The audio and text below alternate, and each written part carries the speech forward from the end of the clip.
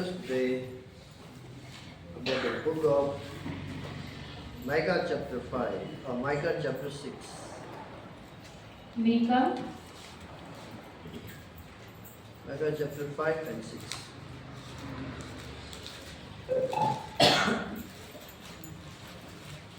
మీకా సువార్త కాదు మీకా 5 Micah chapter 5 and chapter 6. These two chapters will let us discuss. మీకా ఉన్నటువంటి 5-6 అధ్యాయాలు ఒకసారి మనము మరి ధ్యానించుకుందాం. Before we read chapter 5, let us read chapter 6 verse 1. మరి మనము మొదటిగా 6వ అధ్యాయము మొదటి వచనం చూద్దాం. యెహోవా సెలవిచ్చు మాట ఆలకించుడి, నీవు వచ్చి పర్వతములను సాక్ష్యము పెట్టి వ్యాజ్యమాడము, కొండలకు నీ స్వరము వినబడనిము. Hallelujah. What did the Lord say here? ఇక్కడ దేవుడు మనకి ఏమని సెలవిస్తున్నారు? Hear now what the Lord says. ఇక్కడ దేవుడు మనకి ఏమని మాట్లాడుతున్నారు? The verse 6, chapter 6 verse 1 says, hear now what the Lord says. ఇక్కడ దేవుడు మనకి ఏమని సెలవిస్తున్నారంటే, నీవు వచ్చి పర్వతములకు సాక్ష్యము పెట్టి వ్యాజ్యమాడము, కొండలకు నీ స్వరము వినబడనిము. Arise, plead your case before the mountain, and let the hill hear your voice. కాబట్టి నీ వ్యాజ్యము, నీ నోరు తెరిచి నీ స్వరాన్ని ఎవరికి వినిపించాలంట? పర్వతములు ఎదుట నీ సాక్ష్యం పెట్టాలంట. పర్వతములు. So now what we have to understand is, will the mountain hear our problem? మరి ఈ పర్వతములు మన యొక్క సమస్యలు వింటాయా? చెప్పండి. పర్వతములకు నీ యొక్క సాక్ష్యం పెట్టి వ్యాజ్యమాడమని దేవుడు చెప్తున్నాడు కదా. పర్వతాలు మన సాక్ష్యాన్ని వింటాయా? మన సమస్యలను తీరుస్తాయా? If you go to the mountain, will your problem be solved? మరి కొండ దగ్గరికి వెళ్ళి నీ సమస్యను పెడితే కొండ నీ సమస్యను తీర్చగలదా? If we go and worship the mountain, will our problem will be okay? మరి కొండ మీదకి వెళ్ళి నీ సమస్యను చెప్పుకొని ఆ కొండలకి నీ వ్యాజ్యాన్ని నీ సమస్యనే, కొండ నాకు ఇట్లా ఉంది అని ఈ కొండలకి నీ స్వరాలు వినబడితే కొండ నీ సమస్యను తీరుస్తుందా? Go and see. Go and cry to the mountain. Go and say your problem before the mountain. Will the mountain listen to you? కాబట్టి దేవుడు చెప్పండి, వెళ్ళి చెప్పండి, పర్వతాలకి కొండలకి వెళ్ళి మీ సమస్యను మీ వ్యాజ్యాలు చెప్పండి, అవి ఏమైనా తీరుస్తాయా అని జీవగల దేవుడి ఈరోజు మీతో నాతో మాట్లాడుతున్నాడు. హల్లెలూయా. Here in chapter 5, if we go back, మరి 5వ అధ్యాయంలోకి వస్తే God says, I'm going to send you my son.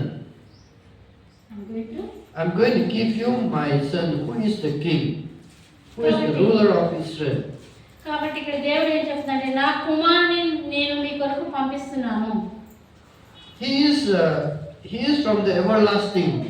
నా కుమారుడు ఎలాంటి కుమారుడు అంటే, అతడు ఎల్లకాలం నిలిచి ఉండేవాడు. అదవుతుందా?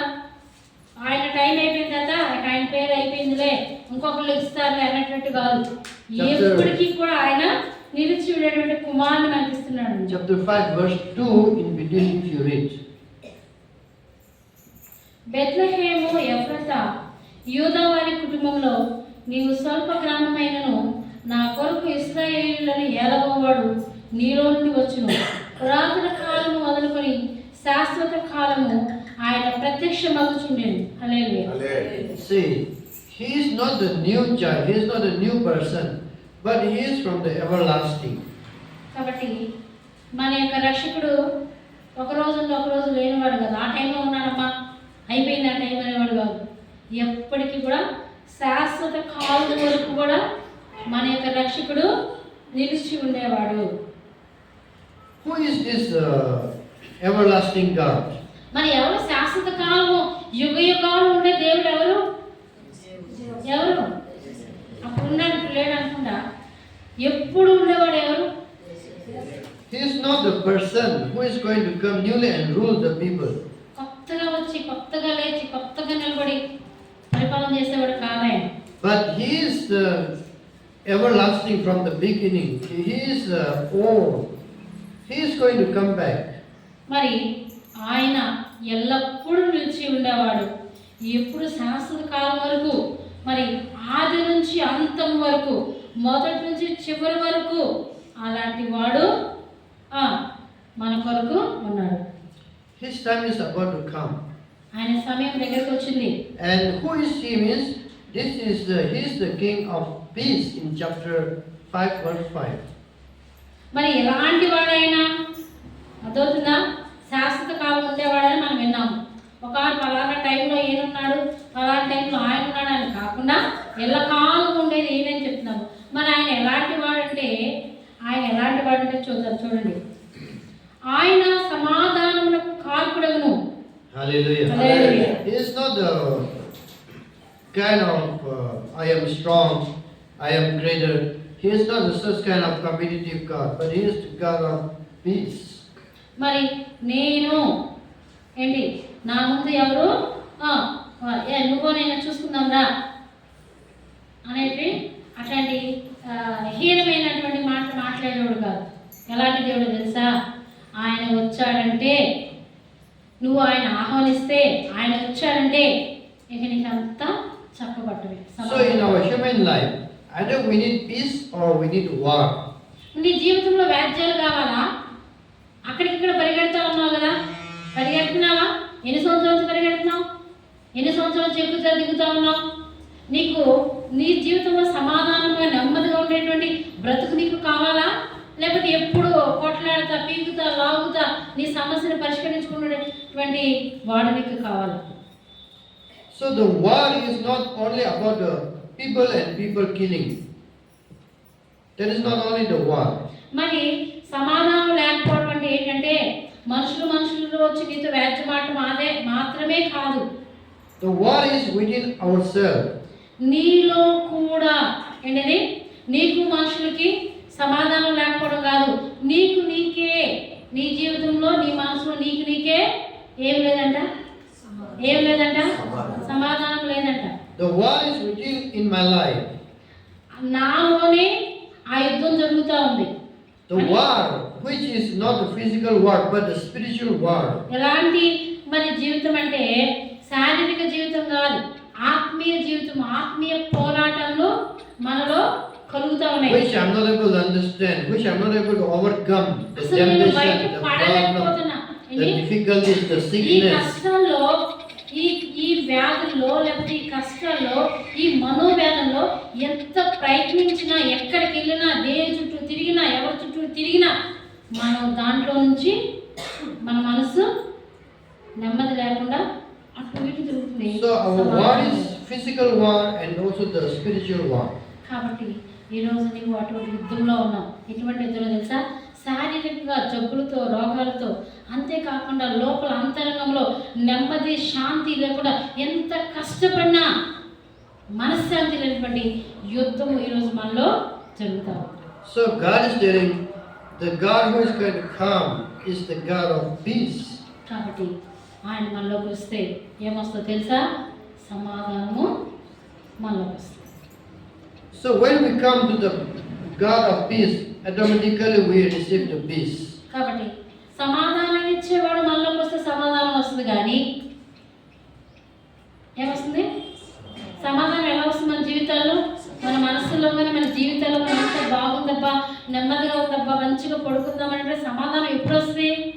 సమాధానాన్ని ఇచ్చేవాడిని, ఇచ్చే దేవుడిని మనము అంగీకరిస్తేనే. అవునా? If God come, దేవుడు మనలోకి if the peace of God come, సమాధానాన్ని ఇచ్చే దేవుడు నీలోకి వస్తే what will happen? ఏం జరుగుతుంది? In chapter 5 verse 12 if we see, మేఘములను చూచి మంత్రించు వారు ఇక నీలో ఉండరు. hallelujah. Say, I will cut off sorcerers from your hand and you shall have no soothsayer. This means nowadays many people say, oh, your life will be like this, you are like this, you should marry like this girl, like that girl, then you'll have a good life. you'll marry this one, the same name, their name is not matched. This is all I should say here. అర్థమవుతుందా? నీ సమయం బాగాలేదు, నీకు ఇట్లాంటి రాసి అమ్మాయి అయితేనే బాగుంటుంది, నీకు ఇట్లాంటి రాసి అబ్బాయి అయితేనే బాగుంటాడు, నీవు ఈ సమయంలో మ్యారేజ్ చేసుకోవాలి, ఇట్లాంటి బాగలేదు సెకండ్ చూసి చెప్తారు చూసారా, నీ ఇట్లాంటి అయితేనే నీ జీవితం బాగుంటుందని. ఇక అటువంటివి నీకు ఉండవు. If they really knows your future, నిజంగా వాళ్ళకి నీ నీ భవిష్యత్తు చెప్పగల స్థితి వాళ్ళకు ఉందా? నువ్వెళ్ళి చెయ్యి అది చూపించుకొని జాతకాలు చెప్పించుకుని లేకపోతే అవి చెప్పించుకుంటారు శకునాలు. వాళ్ళకి నిజంగా వాళ్ళకి మన భవిష్యత్తుని చెప్పగల శక్తి ఉందా? did they really know that this is going to be your husband, this is going to be your wife? నిజంగా ఆయన తెలుసా నీ భర్త ఎలా ఉండాలో, నీ భార్య ఎలా ఉండాలో, లేకపోతే నీ జీవితం ఎలా ఉండాలో అతనికి తెలుసా? Did they really know that నిజంగా తెలుసా అతనికి? did they really know that your name is matched with that man, that man is matched with your name like that? మరి పేరు బలాలు చూపించుకుంటారు. నిజంగా ఆ వ్యక్తికి ఈ పేరు బలాలు ఈ ఇద్దరు పేర్లు మ్యాచ్ అవుతాయి అని అతనికి తెలుసా? If they really know why after marriage, why this fighting happened, why this suicide happened, మరి అతనికి నిజంగా తెలిస్తే నువ్వు నిజంగా పేరు బలాలు చూపించుకొని జాతకాలు చూపించుకొని మంచి చెడు చూపించుకొని వాళ్ళు చెప్పినట్టు చేస్తే మరి తర్వాత ఎందుకు వాళ్ళు సూసైడ్ చేసుకుని తెచ్చిపోతున్నారు? ఎందుకు వారి జీవితాల గొడవలు? ఎందుకు పోలీస్ స్టేషన్కి వెళ్తున్నారు? This all are God is telling they are the sorcerer, they are the soothsayer, they are just the money maker. వాళ్ళు ఎలాంటి వాళ్ళు తెలుసా? డబ్బులు సంపాదించేవారు. ఏం తెలుసు? ఎవరి జాతకం వాళ్ళకి తెలుసు, వాళ్ళ జాతకం వాళ్ళకి తెలుసా?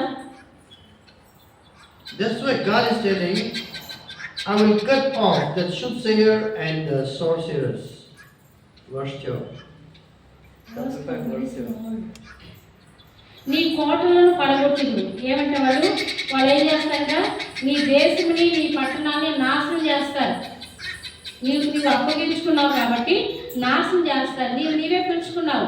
వారు చిల్లంగి వారు నీలో లేకుండా నేను వారిని ఏం చేస్తాను? ఈరోజు నువ్వు ఎక్కడ తిరుగుతున్నావో నా దగ్గర ఎక్కడ తిరుగుతున్నావు దేవుడు చెప్తా ఉన్నాడు. నువ్వు ఎక్కడెక్కడో తిరుగుతున్నావు, ఎక్కడెక్కడో తిరుగుతున్నావు, అవన్నీ లేకుండా చేస్తాను అని దేవుడు ఈరోజు నీతో నాతో సెలవిస్తాడు. Hallelujah. So why the God is saying that? God doesn't want anyone to believe anyone. God don't want someone to believe someone because we all are human beings. ఎందుకంటే ఒక మనుషుని సమస్యను తీర్చే శక్తి లేదు. అది ఫస్ట్ నువ్వు తెలుసుకోవాలి. తిరుగుతూ ఉంటారు జనాలు, వాళ్ళకి తెలియాలి. ఇది ఏం తెలియాలా? ఒక మనుషుడికి మరి యొక్క మనుషుడి యొక్క సమస్యను తీర్చే శక్తి లేదని తెలుసా? మనందరం మనుషులే కదా, వారికి ఎక్కడి నుంచి వచ్చింది అంత శక్తి? So whatever happened, either it is from the Lord or from we are not obeying the Lord or God want to test us. మరి ఈ పరిస్థితి నీకు నాకు ఎందుకు వచ్చిందంటే నువ్వు ఎలా దాన్ని అనుకోవాలంటే ఒకవేళ దేవుడు నన్ను పరీక్షిస్తున్నాడేమో, దేవుడు ఈ జబ్బు పెట్టి ఈ సమస్య పెట్టి లేదా ఇటువంటి పెట్టి దేవుడు నన్ను పరీక్షిస్తున్నాడేమో, లేదంటే నా సమస్య దేవుడు తెలియకుండా కాదు కదా అని నువ్వు దేవుడిని నమ్మాలి తప్ప అటు ఇటు తిరుగుతూ ఉంటావు ఎందుకు? If we are not able to understand the life in ourselves and if we are not able to submit the problem to the Lord, we are in the danger. కాబట్టి ఇప్పటికైనా నీ పరిస్థితి ఇప్పటికీ చాలా వరస్ట్ అయిపోయింది. ఏమైపోయింది? చేయి దాటిపోయింది. అర్థమవుతుందా? నీ పరిస్థితిని ఆడపిల్లకు చూపించుకుంటా అటు ఇటు తిరుగుకుంటా ఇప్పటికే టైం మించిపోయింది. ఇకనైనా నువ్వు దేవుని దగ్గరికి వచ్చాయ్యా, ఈ సమస్య నాకు వచ్చిన సమస్య నీ చిత్తం లేకుండా రాలేదు, నీ ఆజ్ఞ లేకుండా రాలేదని ఈ సమస్యను ప్రభు చేతిలో పెట్టగలిగితే ఇదే సరైన సమయము. ఇంకా అటు ఇటు ఎందుకు తిరుగుతాం అని దేవుడు అడుగుతున్నాడు. God is telling to the Israel people, దేవుడు తన ప్రజలైన వారికి చెప్తున్నాడు. In chapter 6, verse 3 and verse 4, if we read, నా జనులారా, నేను మీకేమి చేసి తిని మిమ్మల్ని నేను ఎలాగో ఆయాసపరిచి అది నాతో చెప్పుడి. ఐగుప్తు దేశంలో నుండి నేను మిమ్మల్ని రప్పించి తిని, దాసత్వంలో నుండి మిమ్మల్ని విమోచించి తిని, మిమ్మల్ని నడిపించుటకై మోషే అహరోను మిరియాములను పంపించి తిని. "Oh my people, listen, what have I done to you?" కాబట్టి ఇప్పటికైనా దేవుడు అడుగుతున్నాడు, నా ప్రజలారా ఎందుకు మీరు ఈ బాధలు పడుతూ ఉన్నారు అని అడుగుతున్నాడు ఆయన. What I have done to you? నేను ఏం చేశానని మీరు బాధపడతా ఉన్నారు? Did I not redeem you? నేను మిమ్మల్ని విడిపించలేదా? నువ్వు బాధలో ఉన్నప్పుడు నేను విడిపించలేదా? Did I not save you? నేను నిన్ను రక్షించలేదా? Did I not send my people Moses, నా బిడ్డలో Aaron, Miriam? మరి నువ్వు బాధలో ఉంటే నా సేవకులైన వాళ్ళని నేను ఇంటికి పంపించలేదా? Did they not redeem you? వాళ్ళు నిన్ను విడిపించలేదా? And today why you are forgetting me? మరి ఎందుకు నన్ను మర్చిపోతున్నారు? నువ్వు సమస్యలో ఉన్నావని నాకు తెలుసు, నువ్వు బాధలో ఉన్నావని నాకు తెలుసు, నువ్వు వేదన పొందుతున్నావు నాకు తెలుసు, నువ్వు బంధించబడ్డావని తెలుసు, నువ్వు మరి బయటికి రాలేకుండా నీలో నువ్వు కుంగిపోతావు నాకు తెలుసు. అందుకే కదా నా బిడ్డలు నీ దగ్గర పంపించాలని దేవుడు ఈనాడు మనతో చెప్తున్నాడు. So if you away from me, నీవు నాకు దూరస్తున్నారు కానీ నీవు నాకు దూరం అయితే, then go to the mountain. అప్పుడు నువ్వేమవుతావు అంటే ఆ కొండ ఎక్కుతావు. ఏం చేస్తావు? నువ్వు కొండ ఎప్పుడు ఎక్కుతావు తెలుసా? And see if the mountain can hear you. నువ్వు కొండకి ఎప్పుడు ఎక్కుతావు తెలుసా? నాకు దూరం అయితే నువ్వు కొండ ఎక్కుతావు. మరి ఆ కొండ నీకేమైనా చేయగలదా? తిరుగుంటావు కదా ఇప్పుడు ఎన్నోసార్లు, ఏమైనా చేసిందా అని దేవుడు ఈరోజు మనతో సూటిగా మాట్లాడుతున్నాడు. How God is going to bless us, how God is going to receive us. కాబట్టి దేవుణ్ణి మనం ఎలా సంతోషపెట్టాలి, దేవుణ్ణి మనం ఎట్లాంటి దేవుని నీకు నాకు కావాలి, అదవుతుందా? ఎట్లా పెట్టే దేవుడు నీకు నాకు కావాలి. Did God really need your sacrifice? In verse 7. వేల కొలది పొట్టేలును వేలాది నదులంత విస్తారమైన తైలమును ఆయనకు సంతోషం కలుగజేయనా? నా అతిక్రమమునకై నా జ్యేష్ఠపుత్రుని నేను ఇస్తున్నా, నా పాప పరిహారమునకై నా గర్భఫలం నేను ఇస్తున్నా. Do you think if you give something to the Lord, God will be happy?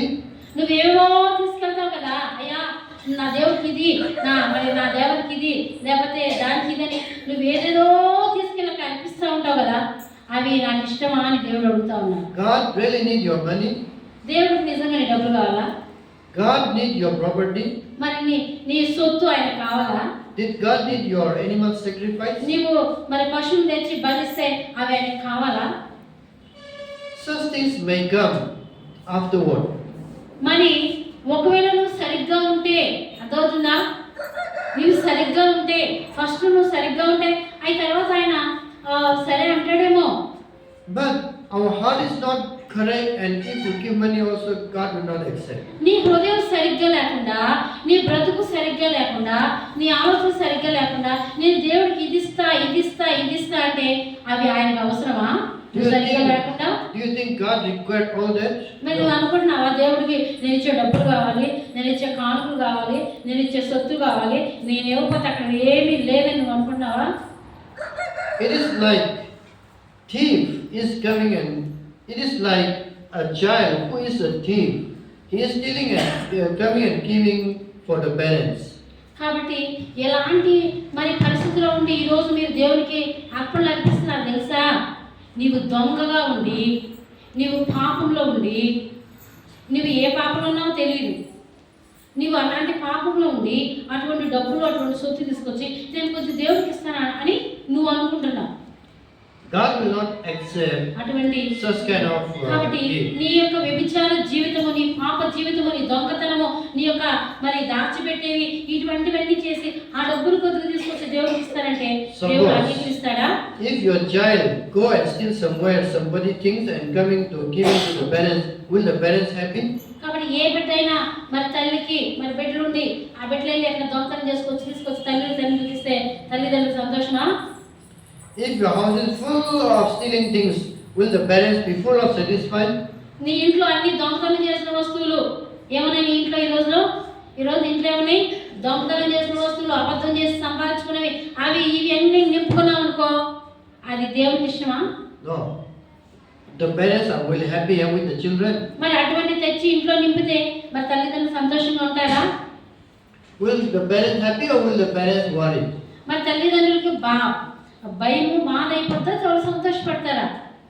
బిడ్డలైన వారు దొంగతనాలు అట్టి అక్రమంగా సంపాదించి ఆ సొత్తులన్నీ తెచ్చి ఇంట్లో పెడితే అటువంటి సొత్తులతో తల్లిదండ్రులు బాధపడతారా, సంతోషంగా ఉంటారా? Oh, Daddy, I still this mobile phone for you. You take. నాన్న ఇదిగో మరి నీకు మంచి మొబైల్ తెచ్చానని ఇస్తే సంతోషపడతావా? Oh, Daddy, I still this laptop for you. ఇదిగో నాన్న మరి మంచి ల్యాప్టాప్ తీసుకొచ్చి నీకు ఇచ్చానని సంతోషపడతావా? Oh, Daddy, Mommy, I will still this cow for you. ఇదిగో మా నీకు మంచి ఆవు తీసుకొచ్చానని సంతోషపడతావా? Will be happy or will be worried? బాధపడతావా, సంతోషపడతావా? Ayo, when police will come and catch అయ్యో us. నా కొడుకు నా కూతురు నాడు పని చేస్తారు కదా, ఏదో టైంలో పోలీసు వచ్చి పట్టుకుంటానని నీకు భయము కలుగుతుంది. Instead of even though we don't have anything, Daddy, I brought this chocolate for you, then it will be much better. అర్థమవుతుందా? ఇట్లాంటి దోపుడు సొమ్ముతో మన ఇల్లు మన జీవితాన్ని నింపుకున్న కంటే ఏమీ లేకుండా ఉండటమే మంచిది. అంతే కదా? అంతే కదా? ఏమీ లేకుండా ఉండటమే మంచిదా కదా? Daddy, eat this chocolate. నాన్న ఇదిగో చాక్లెట్ తిను. That is much better. అర్థమవుతుందా? ఏమీ లేదు అంటే చాక్లెట్ తినంటే అది చాలు కదా. Daddy, drink water. నీళ్ళు తాగు నాన్న. Mommy, drink this అమ్మ water. ఇదిగో ఈ నీళ్ళు తాగంటే That is much better అంతే than కదా? the mobile దోపు laptop. సొమ్ము తీసుకొచ్చి మరి సీక్రెట్ గా నీకు మరి దోచి ఇచ్చేదానికంటే సీక్రెట్ హ్యాండ్ ఇచ్చేదానికంటే ఉన్న వాటిని అమ్మ ఇగో నీళ్ళు తాగు నాన్న నీళ్ళు తాగంటే అది చాలు కదా. That's why in chapter 6 verse 7 is telling, will the Lord be pleased with the thousands of కాబట్టి rams? వేల కొలది పొట్టేళ్ళు వేలాది విస్తారంగా తైలము నూనె విలువైన వస్తువులన్నీ తీసుకెళ్ళి నువ్వు దొంగలని చేసుకొని సగం తీసుకుని అక్కడ దోచి దేవుడికి ఇస్తావు. So such things will the God be happy? మరి ఆ దేవుడికి సంతోషమా? యేసయ్యకి సంతోషమా? God said, don't do all that. దేవుడు ఏం చెప్తాడు తెలుసా? What I have teach you is not such things. నేను ఎలాంటివి నీకు నేర్పిస్తానంటే నువ్వు అట్లాంటివి చేయకూడదు, అట్లాంటి పనులు చేయకూడదని నేను నీకు నేర్పిస్తున్నాను చెప్తున్నాడు ఆయన. What I am teaching you is not the such things. నేను నీకు ఏమి నేర్పిస్తున్నానో దేవుని మందిరంలో నువ్వు ఏం నేర్చుకున్నావో అది కాదు. So in verse 8 it says very clearly. కాబట్టి దేవుడు మనకి ఏమి నేర్పిస్తున్నాడో చూద్దాం. మనుషుడా ఏది ఉత్తమమో అది నీకు తెలియజేయబడి ఉన్నది. న్యాయముగా నడుచుకొనుటయు కనికరమును ప్రేమించుటయు దీన మనసు కలిగి నీ దేవుని ఎదుట ప్రవర్తించుట ఇంతే కదా యెహోవాని అడిగేది. Hallelujah. See. చెప్పండి ఒకసారి నోటితో, అందరు నోటితో చెప్తాం. ఏది మన దేవుడు ఏది ఉత్తమమని మనకు నేర్పాడో న్యాయముగా నడుచుటయు. చెప్పండి అందరూ న్యాయముగా నడుచుటయు కనికరమును ప్రేమించుటయు దీన మనసు కలిగి నీ దేవుని ఎదుట ప్రవర్తించాలి. న్యాయముగా ప్రవర్తించుట, న్యాయముగా ప్రవర్తించుట, దీన మనసు కనికరము దీన మనసు, న్యాయము కనికరము నువ్వు తగ్గింపుగా ఉండాలి. ఇవన్నీ దేవుడు చెప్తున్నాడు.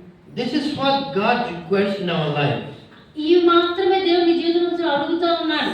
If you have these things, ఇవి నీకు ఉన్నట్లయితే, if you are in this position, ఇటువంటి మరి పరిస్థితుల్లో ఉంటే, if you give chocolate also happy, ఆయనకి నువ్వు చాక్లెట్ ఇచ్చినా పని, water also happy, ఆయనకి నువ్వు మంచినీళ్ళు ఇచ్చినా పని, laptop bringing also happy, ఇవన్నీ నువ్వు కలిగి ఉండి ల్యాప్టాప్ ఇచ్చినా పని, whatever you bring it is happy because this is the right way that you brought. ఎందుకంటే నువ్వు సరిగ్గా ఉండి సంపాదించావు కాబట్టి సరి అయిన సొత్తు, సరి అయిన హృదయము, సరి అయిన మనసు మాత్రమే ఆయనకి ఇష్టము. So when we have the right things before the Lord, whatever we do are right. So it is acceptable before the human being and before the Lord. కాబట్టి నీవు సరిగ్గా బ్రతికి సరైన పనులు చేస్తే దేవుని ఎదుటను మనుషుల ఎదుట కూడా మనం ఎలా ఉండొచ్చు? అలా ఎత్తుకుంటుంది. అంతే కదా? మనలో సరైన పనులు, మంచి నీతి న్యాయం కలిగిన మనసు మనకుంటే దేవుని ఎదుటను మనం తల ఉంచుకోము, మనుషుల ఎదుట కూడా మనము తల ఉంచుకోము. Now, who is the God of peace? ఇప్పుడు చెప్పండి, సమాధానానికి దేవుడు ఎవరు? సమాధానానికి కర్త ఎవరు? యేసయ్య. In Isaiah chapter 9 verse 6 it says, right? Isaiah chapter 9 verse 6, what it says? Isaiah chapter 9 verse 6. యెషయా 9వ అధ్యాయము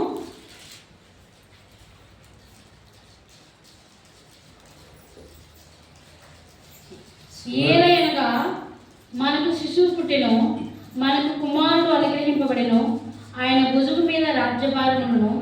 ఆశ్చర్యకరుడు, ఆలోచనకర్త, బలవంతుడైన దేవుడు, నిత్యుడకు తండ్రి, సమాధానకర్త అధిపతి అని అతనికి పేరు పెట్టబడెను.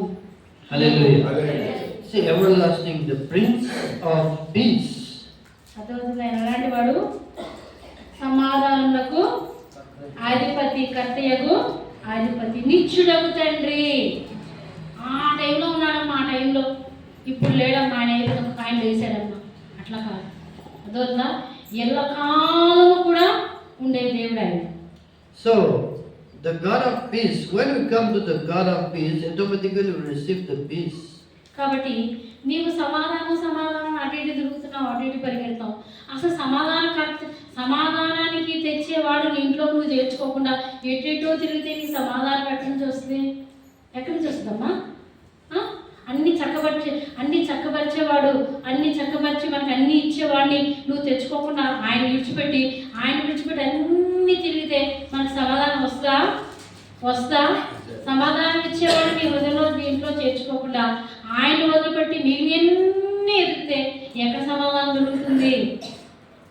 So today, the requirement of God is to believe Him, to find Him, and to be justly, mercy, and humble with the Lord. కాబట్టి దేవుని యొక్క మనం ఎలా ఉండాలంటే తగ్గింపుగా ఉండాలి. ఇది మనకు అర్థం కావాలి. ఎలా ఉండాలి? తగ్గింపు. నీకు ఎంత ఉన్నా సరే చాలా గర్వం అనేది ఉండకూడదు. గర్వం అనేది మనకుంటే దేవునికి దూరం వస్తుంది. ఇవన్నీ నీతిగా, న్యాయంగా, కనికరముగా, దీన మనసు ఇవన్నీ నీలో ఉంటే చాలు, దేవునిలోకి వస్తాడు. So, our life today, what we understand is many people will say, they will send some money offering and say, please pray for us. చాలా మంది ఏం చేస్తారు తెలుసా? వాళ్ళు రారు కానీ డబ్బులు పంపిస్తారు. ఏం పంపిస్తారు? డబ్బులు పంపిస్తారు. పంపించి నా కోసం ప్రార్థన చేయమని. So will the God accept that money through prayer? కాబట్టి మరి నువ్వు పంపించిన డబ్బులు దేవుడికి అంగీకారమా? నువ్వు ఇచ్చే కానుకలు దేవుడికి అంగీకారమా? Well, some people send some rice and say pray for us. మరి కొంతమంది ఏం చేస్తారంటే నేను బియ్యం తీసిస్తా, నేను సామాన్ సరుకు తీసిస్తా. ఎవరికి కావాలి సామాన్ సరుకు? దేవుడికి అంగీకారమా? But God, maybe your giving is okay, but first of all, God requires your heart. మరి ఒకవేళ నీకు తీసే మనసు ఉందనుకో, నువ్వు బియ్యమే తీసేవాళ్ళా లేకపోతే ఇంకేమేమో తీసేవాలనుకున్నావు, ఓకే తీసివ్వు. అసలు ముందు నీ బ్రతుకు సరిగ్గా లేకుండా, నీ బ్రతుకు, నీ జీవితం, నీ అంతరంగం సరిగ్గా లేకుండా నీవిచ్చే అర్పణలో ఎవరికి కావాలని దేవుడు అడుగుతున్నాడు. So may the Lord speak to us this morning and understand what God really requires from ఈ us. ఉదయకాల సమయంలో దేవుడు మనందరితో మాట్లాడుతూ ఉన్నాడు. ఏమి కావాలి ఆయనకి? ఏం కావాలి? దేవుడు మీతో మాట్లాడాలి, మీ హృదయంతో మాట్లాడాలి, నీతో మాట్లాడాలి. అటు ఇటు తిరిగి అక్కడ ఇక్కడ వెతికి దాన్ని అది మార్చాలి, ఇది మార్చాలని ఎవరో దరిద్రుడు చుట్టూ తిరిగే కంటే ఎవరి చుట్టూ తిరగాలి? యేసయ్య చుట్టూ తిరగాలి. ఆయనకి ఏమి కావాలని నేను ఆలోచించాలి. Let us pray. ప్రార్థన చేస్తాను. చక్కని వాక్యము దేవుడు సెలవిస్తూ ఉన్నాడు, చక్కని మాటలు ఇస్తూ ఉన్నాడు. మరి